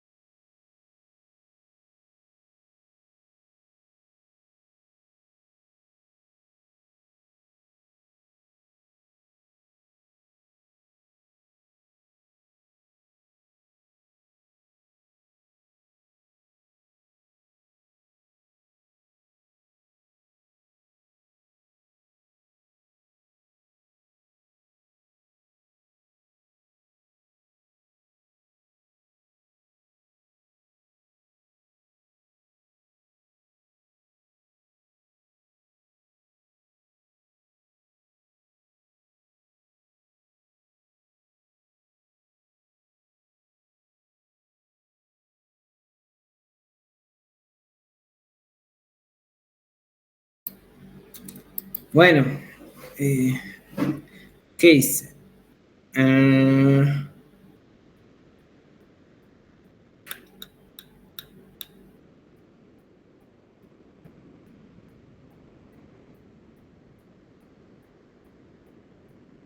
Ese, en la C no lo evalúan, dijeron por suerte porque no lo entendía. Claro, tengan en cuenta eso, ¿no? Hay cátedras que lo toman, otras que no lo toman. A esto que estamos viendo hoy. ¿Dónde ven qué evalúan y qué no? Generalmente lo dicen el primer día, pero bueno, ya hay como rumores de qué cátedras sí lo toma y qué cátedras no. Ahí después pregúntenle a los chicos de Juntos por Derecho, pero yo no me acuerdo ahora. Simulacro sobre este tema, claro, bueno, el simulacro de este viernes es el simulacro, el próximo simulacro que hace... El próximo simulacro es el lunes, sobre la historia de la UNC. De una. En el próximo simulacro van a tener los que sean parte de una cátedra que tome, van a tener preguntas sobre esto. Así que sí hay simulacro. ¿Cómo se sabe en qué cátedra estás? En guaraní. En guaraní saben, les deberían decir en qué cátedra están. Igual se ordenan por turno mañana, tarde y noche. O sea, si son turnos a la mañana, son cátedra A. Si van de la 1:30 hasta las 6, cátedra B. Y de las 6 a las 9, cátedra C. Claro, igual, Paco, ten en cuenta que este año hubo unos cambios por temas de cupos y cosas con los profesores, Sí. y hay turnos a la mañana que van a ser cátedra C. Así que para estar bien seguros, entren a Guaraní, vayan a la parte de agenda y les van a aparecer unos cuadraditos rojos. Una vez que aprietan esos cuadraditos, les va a aparecer el aula, la comisión, el profesor, todo. Claro. Sí, está todo en guaraní. Gracias, Ari. ¿Cómo estás seguro que no lo toman? Hay que llegar ese día. No sé si saben algo, Aris, de lo que cátedra sí, qué cátedra no. ¿Toma esto? Los que son cátedra C a la mañana, tenemos entendido hasta ahora que van a ser evaluados como cátedra C. No, pero ¿qué cátedra sí toma historia de la universidad? La B y la C. Bueno, dos. La B y la C, o sea, vayan a fijarse si son B y C y tienen que estudiar esto. Si son cátedra A, no tienen que estudiar esto. Simulacro el lunes, 8:10, cátedra A. ¿No hay preguntas? Ahí Martina dice, la cátedra B al final es a la 1 o a las 2. La cátedra B pasa a ser los horarios que están a la 1:30 y a las 4 de la tarde. Ya a partir de las 6:30 de la tarde empiezan a hacer cátedra C. Claro. Bueno, ahí, y Chris termina diciendo que el 5 hay simulacro de todo. Así que si son cátedra A y C, les van a tomar historia de la universidad. Ahí estaba leyendo también que había alguien que no podía entrar al aula virtual. Después puede estar mandando un mensajito, me comunico con vos, por si es un tema con la contraseña, lo vemos juntos. Y si no, mañana se puede preguntar cuando vayas a cursar por si es un problema del sistema, digamos. Hola chicos, ¿cómo están? No soy Cris, soy Cami, de Juntos por Derecho. ¿Cómo están? Bueno, quería recordarles también que entiendo que en estas fechas se vuelve todo como, ay, tengo que estudiar todo, no sé si en este tema estoy bien, estoy mal, nos ha pasado a todos. Entonces, para el que lo necesite, tenemos varias herramientas a su disposición, como resúmenes, líneas de tiempo, PowerPoints. Hace poco sacamos un podcast. Así que toda herramienta que necesiten la vamos a pasar en los grupos, así que bueno, eso nomás un recordatorio. Éxitos. Bien. Y gracias, Paco. Gracias, Cami. Perdón, estoy viendo que hice un quilombo con el horario. No, es a las 2, perdón, pero Pasa que el horario de 2 a 16 no es así el resto de la facultad, así que... Claro, no, es a las 2 de la tarde. Los horarios son los que tienen en guaraní. No importa nada más de lo que escuchen. No es a las 13, es a las 2. Perdón por confundirlas.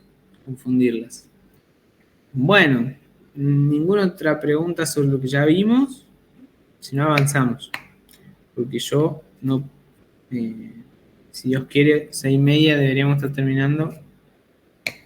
Así pueden estudiar también. Además, mañana cursan, ¿no? Mañana comienzan. Mañana tiene el primer día, así es. Claro, bueno, así planchan la ropa, limpian las zapatillas, no sé. Y los de la agenda cuentan en algo. ¿Qué? ¿Qué quiere decir Ana? Perdón. Bueno, perdón, pero si son. Después vemos ese tipo de preguntas como que no son del tema, así avanzamos y terminamos. Vamos con el texto de Llamosas.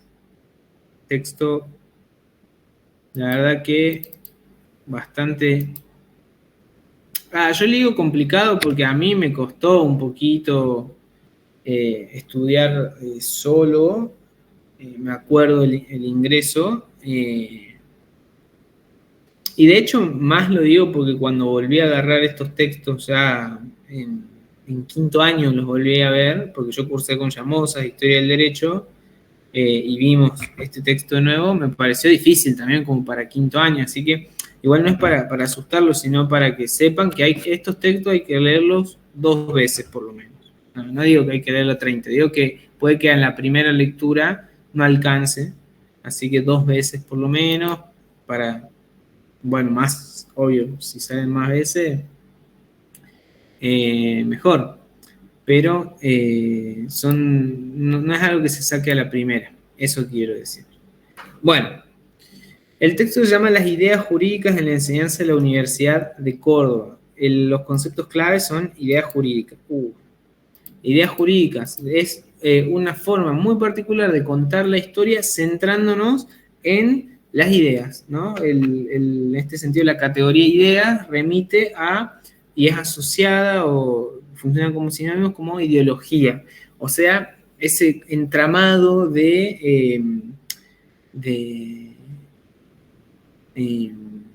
vamos a decirle, de conceptos y mucho más de palabras, de discursos, que construyen una especie de conjunto y que reciben o son identificadas generalmente con los ismos, ¿no? En este caso, por ejemplo, el probabilismo, el probabiliorismo, el regalismo, el humanismo. Ese es el núcleo analítico, ¿no? Lo que intenta mostrarnos Llamosas en última instancia es que varias cosas. Por un lado, el derecho y la religión tienen una relación inescindible, o sea, no se pueden separar en los tiempos jesuitas, franciscanos, seculares, y su hipótesis, en realidad su tesis, es que ya pasada la revolución, la religión sigue operando de la mano del derecho, y en realidad no es que operan a la par, sino que son la misma cosa, la misma forma de ordenar la sociedad, que se transmite como una cultura, como ya adelantamos, una cultura de libros asentada sobre un principio de autoridad. Lo que vamos a ver en este texto es un montón de autores de libros, de cátedras, de materias y de profesores. Digamos, lo que van a encontrar en este texto. Yo les voy a armar un esquema haciendo hincapié y por ahí poniendo un poquito de claridad en cosas que no están tan claras tal vez en el texto, pero haciendo hincapié en cómo en la periodización general que hicimos de jesuita, franciscano, secular, provincial y nacional, cómo esta historia que cuenta Llamosas tiene de alguna manera un impacto distinto. Lo que viene a mostrarnos Llamosas es que luego de la revolución no hubo un cambio radical, si se quiere, en los estudios o en la ideología que transmitían los estudios universitarios, sino que muy por el contrario hubo una continuidad doctrinal. O sea, se enseñó lo mismo que se venía enseñando en tiempos franciscanos.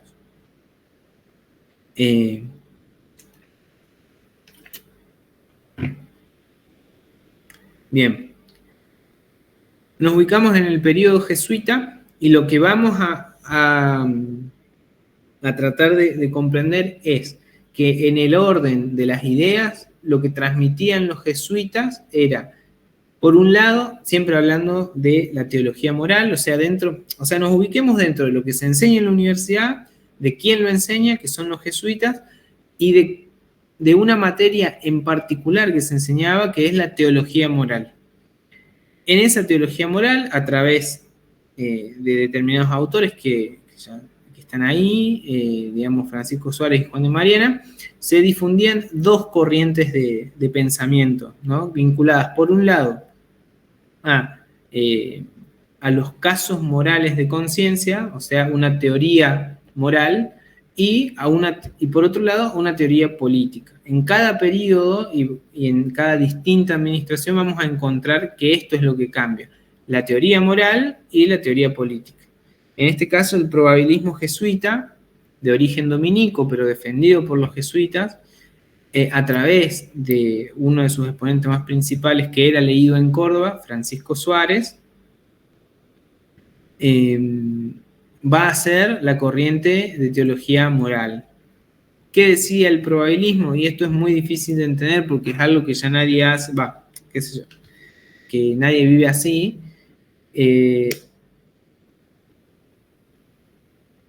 Frente a los casos dudosos en conciencia, o sea, estamos en el escenario en el que se formaba gente que iba a tomar confesión, ¿no? a otras personas, o que ya era curas, y que se educaba en la universidad.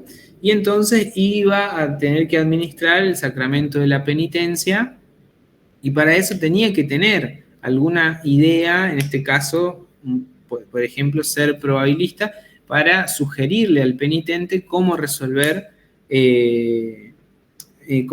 su caso dudoso, ¿no? Le llegaba al confesionario y le decía, no sé, qué sé yo, fui infiel a mi esposa, y para administrar la penitencia había teorías. En este caso el probabilismo lo que mandaba era que podía seguirse una opinión probable entre muchas otras distintas, ¿no? O sea, enfrentado a un caso moral, por ejemplo, que siempre me cuesta poner un ejemplo, porque es algo que es muy ajeno a lo que vivimos hoy en día, creo yo, o por lo menos yo.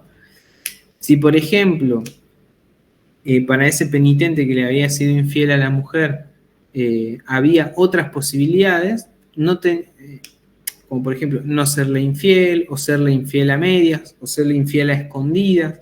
Entre todas esas posibilidades, el probabilismo jesuita mandaba a que podía seguirse una entre cualquiera de todas esas probables.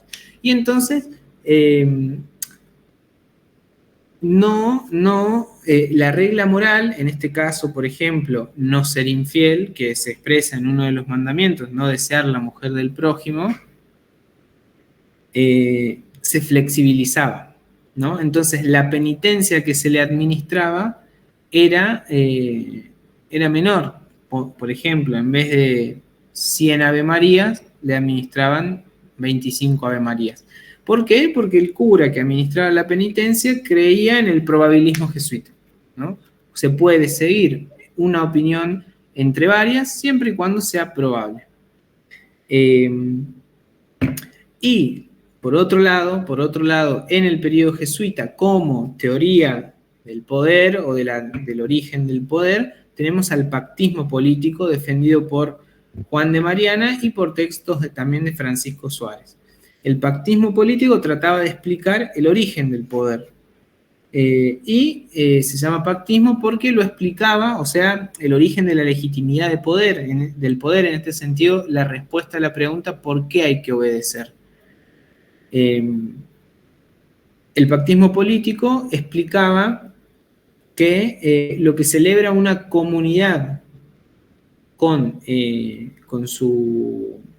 rey, en este caso, por ejemplo, es un pacto, un acuerdo, por el cual le cede la facultad de mandar. Se trata de un pacto mediado en el sentido de que había un doble pacto. Un pacto que celebraba la comunidad con Dios, ¿no? Y un pacto que celebraba con el monarca. Esto es importante tenerlo en cuenta porque para el periodo franciscano el pacto va a dejar de ser doble. El pactismo político, o sea, se le va a oponer al pactismo otra corriente de pensamiento que sostiene que no hay tal pacto doble, que el derecho de mandar, el derecho divino de los reyes a mandar viene directamente de Dios, no está mediado por la comunidad. ¿Cuáles eran? Acá les pongo la defensa de la fe de Francisco Suárez.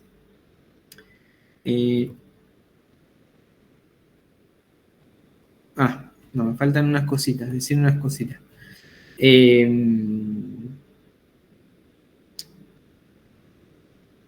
Del pactismo político.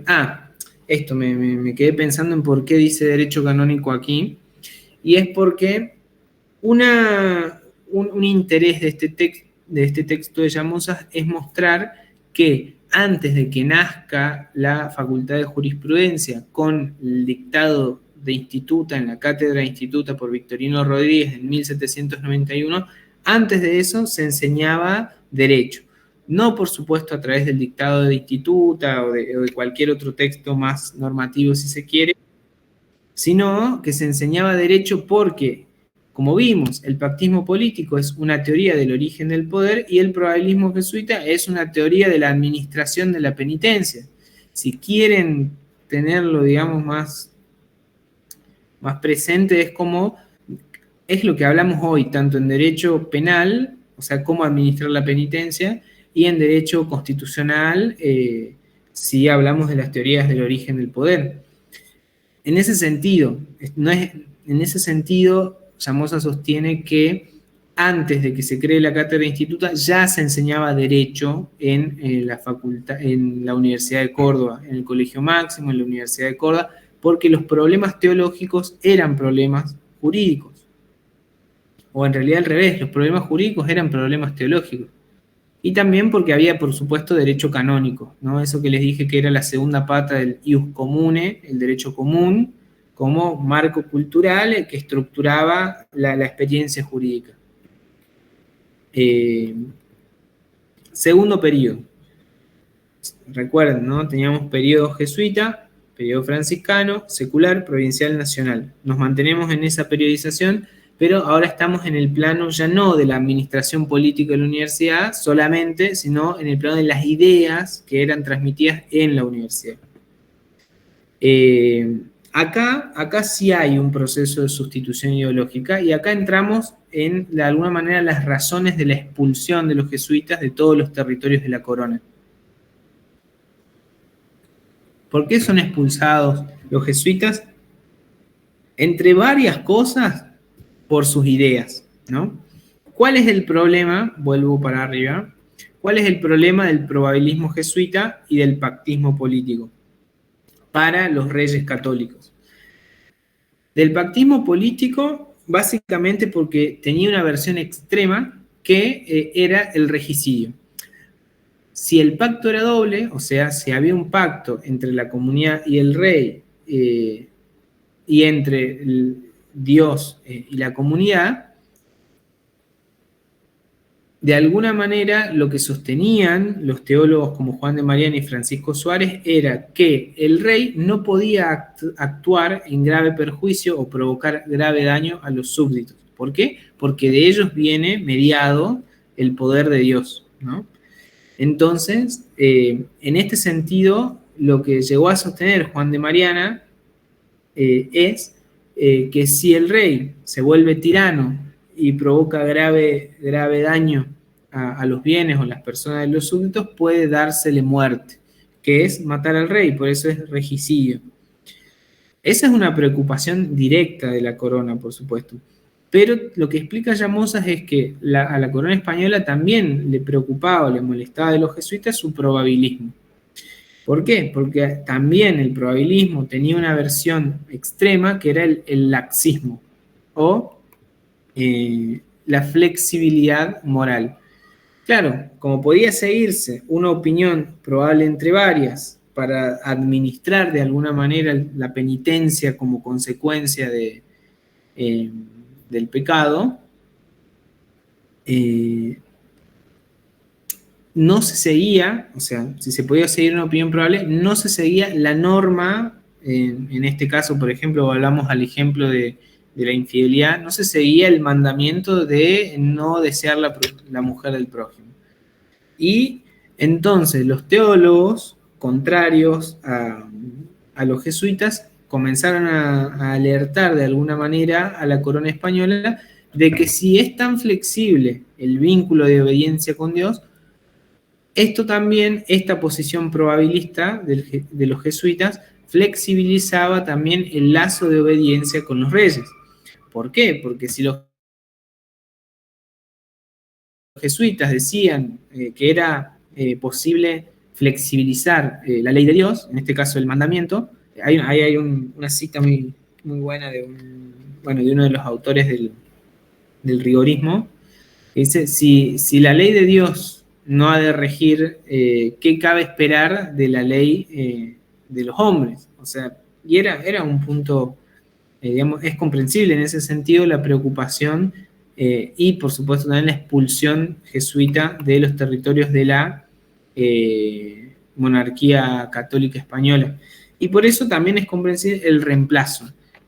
Si en los jesuitas eran probabilistas en lo moral, los franciscanos eran probabilioristas y rigoristas en lo moral.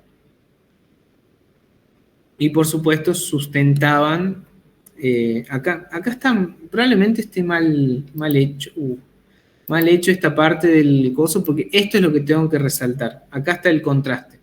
Probabiliorismo y rigorismo moral son dos caras de la misma moneda y son la respuesta teológica al probabilismo jesuita. Pero, así como teníamos por un lado el probabilismo como teoría moral y al pactismo como teoría de la legitimidad política, del origen del poder, la teoría que reemplazó al pactismo político es el derecho divino de los reyes a mandar. Por eso hay un proceso de sustitución ideológica con los franciscanos que van a establecer ideas totalmente contrarias. De alguna manera van a estar más alineados a los intereses de la corona española. ¿Por qué?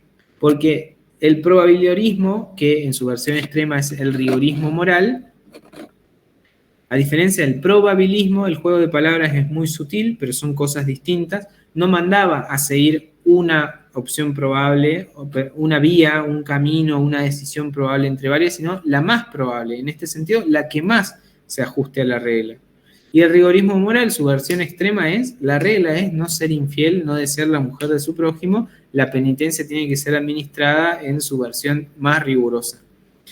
No es una entre las más probables y entonces administremos a medida la penitencia, sino es la más probable y en última instancia la regla misma, rigorismo moral.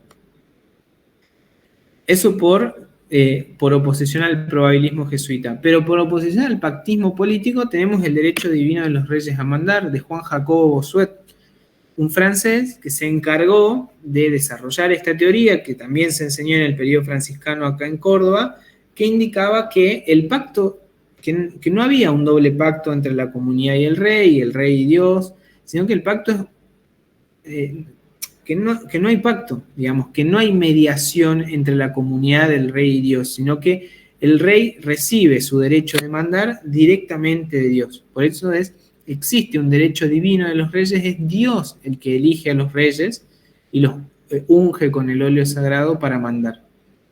Por eso, digamos, eso reforzaba los vínculos de lealtad y los vínculos de obediencia en realidad para con el rey, y dejaba atrás la posibilidad del pactismo político, la posibilidad que tenía el pactismo político del regicidio, ¿no? Bueno.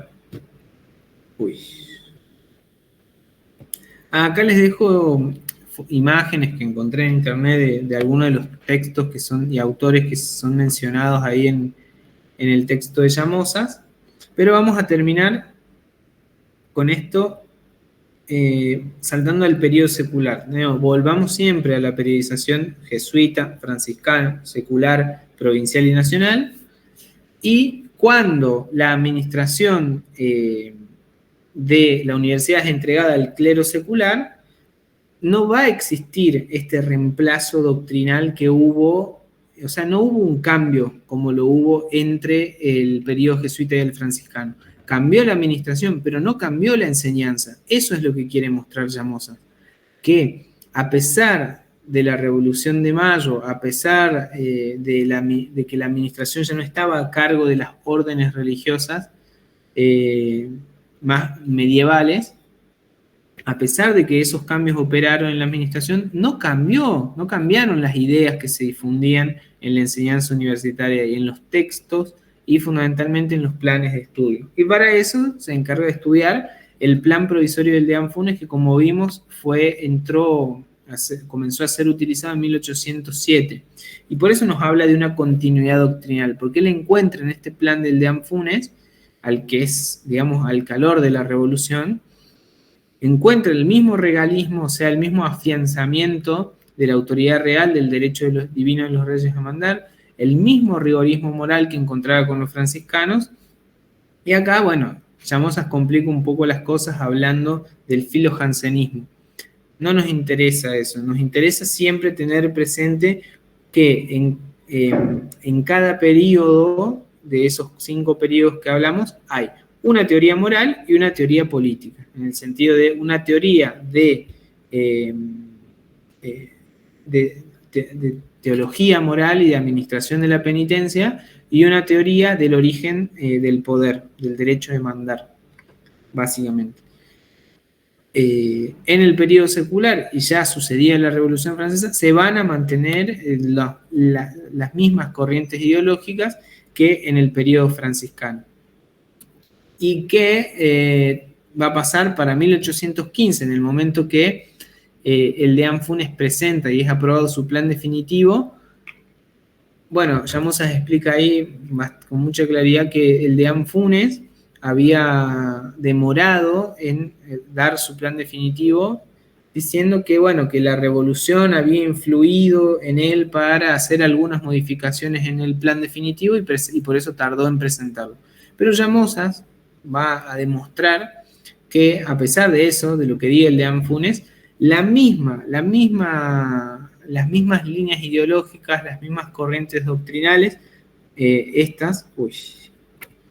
regalismo en lo político y el rigorismo en lo moral, van a estar presentes en el plan definitivo de 1815. Por eso Llamosas habla de continuidad tradicional y adaptación de discurso, porque va a incluir en la presentación de este plan un lenguaje más moderno, un lenguaje que ya hablaba de derechos, de poderes, de garantías, pero que continuaba presente en este plan definitivo la misma ideología, si se quiere, ¿no?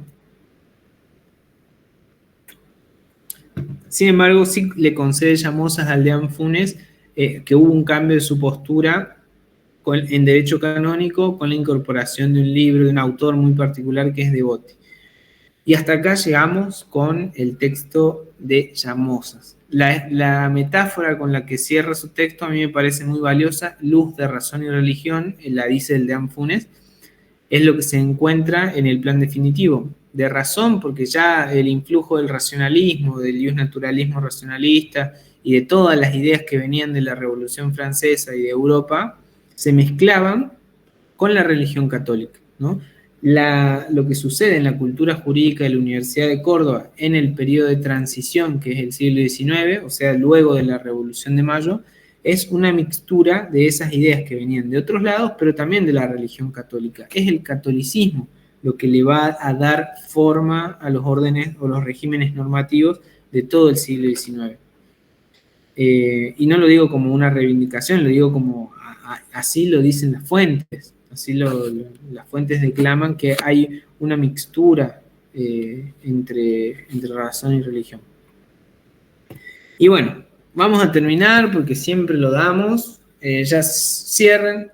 Tema de historia de la universidad, esa es toda la historia de la universidad. Los 5 periodos son los claves. Las ideas teológicas en lo moral y las doctrinas políticas son lo importante en el texto de Llamosas. Los acontecimientos más salientes ya los vimos en el primer texto.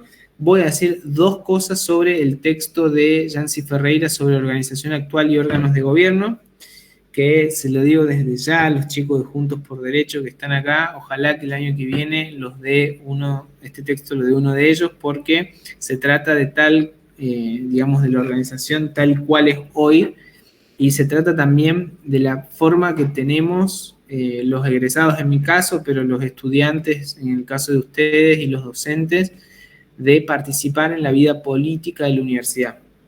Son órganos de gobierno porque todos podemos participar en ellos y tomar las decisiones que afectan el destino de la UNC. Así que vamos a verlo rápidamente. Como les dije, estatuto. Vayan al estatuto en la mano, googlean estatuto UNC, lo descargan y los chicos de Juntos por el Derecho también se los pasan, se los pueden pasar. Estatuto en mano, se leen este texto cortito, pero fuerte con el estatuto. Como les dije, para tratar a los órganos es imprescindible tener en claro que el gobierno universitario es compartido, es un cogobierno entre 4 claustros: docentes, estudiantes, no docentes y graduados. Esa es la comunidad universitaria. Está agrupada según su función: dar clases, estudiar, el personal administrativo es el no docente y los graduados que participan. En este sentido hay que tener en claro que una vez que uno ha pasado por una universidad, nunca más deja de estar vinculado con esa universidad, porque siempre va a poder participar en condición de graduado de la vida universitaria. Nunca se deja de ser universitario, en el sentido de que nunca se deja de ser graduado, digamos. Y por eso me parece que nos tiene que llamar a participar en la vida universitaria. Cogobierno. Bueno, esto lo voy a saltar porque en realidad se trata de cosas que se pueden leer en el estatuto, que no revisten dificultad. Sí me voy a detener en las cosas capciosas como esto. Los órganos de gobierno son de 2 tipos: generales y especiales. Los generales son de toda la universidad, o sea, en general de la UNC, y los especiales son de las facultades. Para quienes no saben, y incluso hay mucha gente que ya graduada incluso sigue confundiendo universidad con facultad, no son lo mismo. Es una relación de género, de parte y conjunto, ¿no? Las facultades forman parte de la universidad. La universidad es el conjunto. Por eso los órganos generales son los órganos de toda la universidad: la asamblea universitaria, el consejo superior y el rector, que es su autoridad unipersonal. Y las facultades, que hay 15, recuerden, tienen un órgano unipersonal, que es el decano o decana, y un órgano colegiado, que es el consejo directivo. Eso es clave. Otra cosa clave es el nombre que reciben los miembros de cada consejo. Los miembros del consejo directivo de cada una de las facultades se llaman consejeros o consejeras, pero son consejeros. Los miembros del consejo superior, que agrupa a toda la universidad, se llaman conciliarios. Eso es importante porque puede ser objeto de una pregunta capciosa. ¿Qué más tenemos acá? La asamblea está conformada por los miembros de todos los consejos directivos. Es un órgano general de la universidad, y acá tenemos una foto de una de las últimas asambleas que se sesionó, que si no me equivoco fue 2016, 2015, 16 por ahí.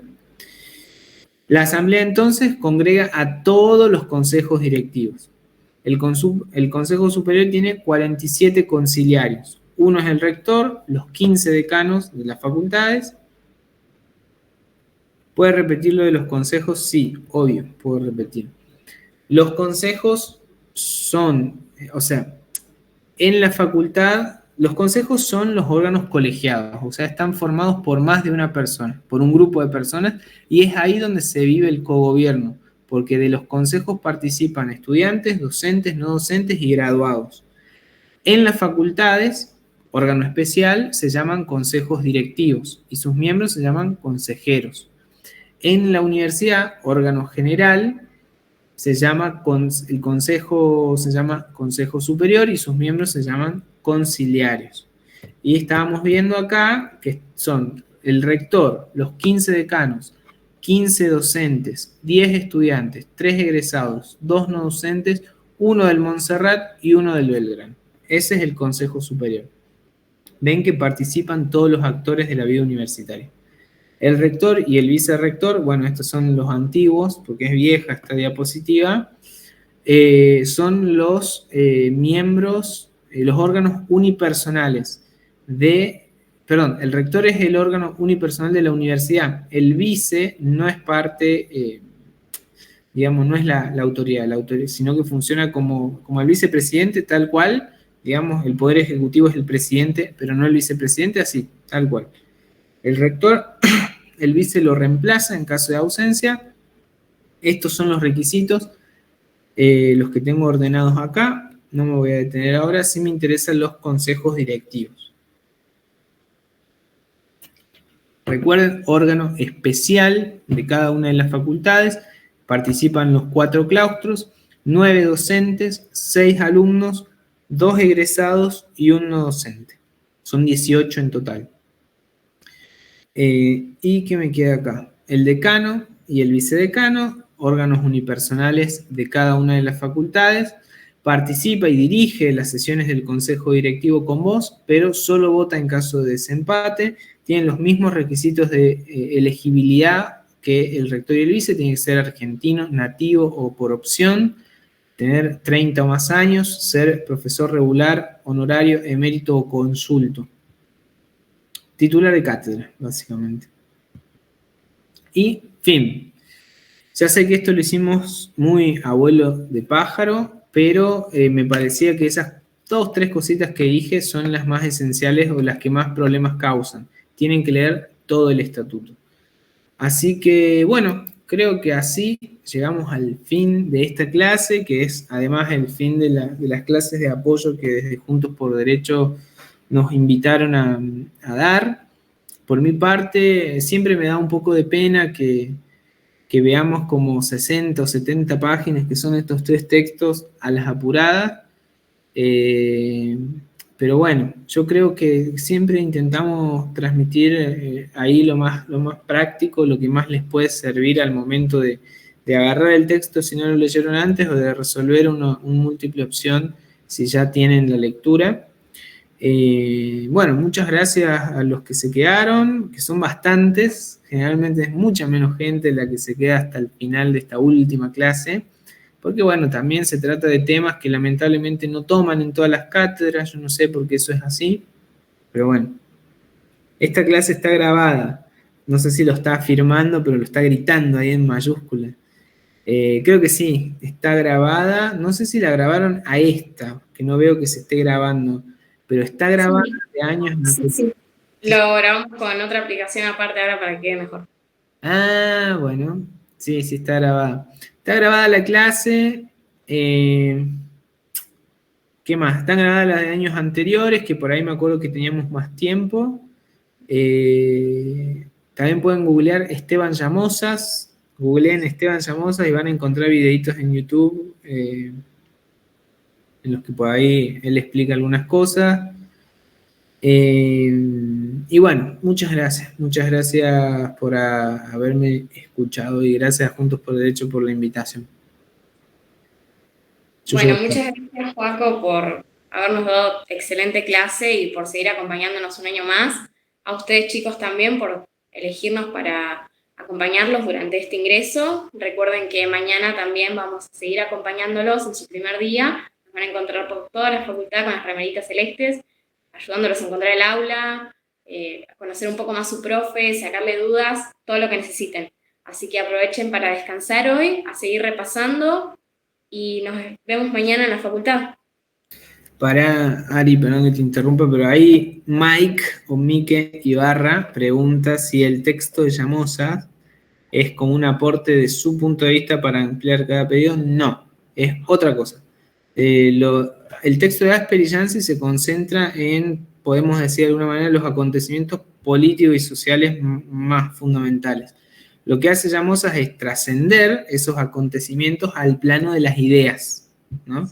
Ideas que se transmitían a través de libros, a través de autores, pero lo que le interesa son las ideas que se difunden en la Universidad de Córdoba. O sea, no es su punto de vista, sino que es otro punto de vista, podemos decir, sobre el mismo periodo, pero una historia contada desde el foco puesto en la ideología, en las ideas, en los conceptos, en los libros. No tanto en los acontecimientos como, qué sé yo, la reforma del 18, el Cordobazo, en eso difiere, digamos, los textos. Pero no es solo su punto de vista. O sea, es su punto de vista en el sentido de que, claro, por supuesto, él escribe desde su lugar de investigador de historia, pero en realidad de lo que se trata, la diferencia es el objeto de estudio, digamos. Por un lado, lo político, el acontecimiento político y social, y para el lado de Llamosas, las ideas. Es eso. Bueno, ahora sí, muchísimas gracias, chicos.